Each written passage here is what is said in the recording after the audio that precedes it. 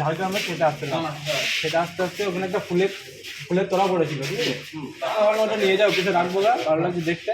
আমরা গাড়ি করে ওটা নিয়েছিলাম।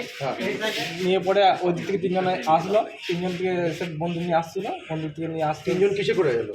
হেঁটেতে আসলো। আচ্ছা, হেঁটেতে এসে পরে আমাদেরকে জিজ্ঞাসা করলো এ কোথায় বাড়ি, আর কি নাম, বাবার নাম, এইসব জিজ্ঞেস করলো। হ্যাঁ, তারপর বললো যে কী করো এখানে, আমি কাজ করি এখানে থাকানো।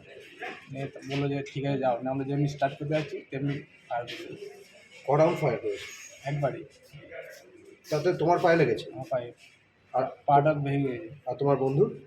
ওর বুকে লেগেছে, তারপর সাইড আর ও পায়েও লেগেছে। একটা গুলিতে এতজন কি করে হয়? একটা গুলি বলতে অনেকগুলো গুলি বলে, একটা ফায়ার করে যায় কিন্তু অনেকগুলো গুলি বলে। কি ধরনের হাতে বন্দুক ছিল? ওই বড় বন্ধুগুলো বড় বড় ছিল। প্রত্যেকের হাতে ছিল? হ্যাঁ, কতজন ছিল? তিনজন ছিল। তিনজনের হাতেই বন্দুক ছিল? হ্যাঁ। ওরা কি তোমাদের কোনো ধমকি কিছু? না, আমাদের ওরকম কিছু বলেনি, আমাদের বলে ঠিক আছে যাও, তারপরে চালিয়ে দেবো। ওদের ড্রেস কি ছিল কিরকম? ড্রেস একজনে খালি গায়ে ছিল, একজনে ওই যেরকম ফোর্সের ড্রেস যেরকম পরে থাকে ওরকম একজনে ছিল। ফলো করুন সংবাদ প্রতিদিন ডিজিটাল।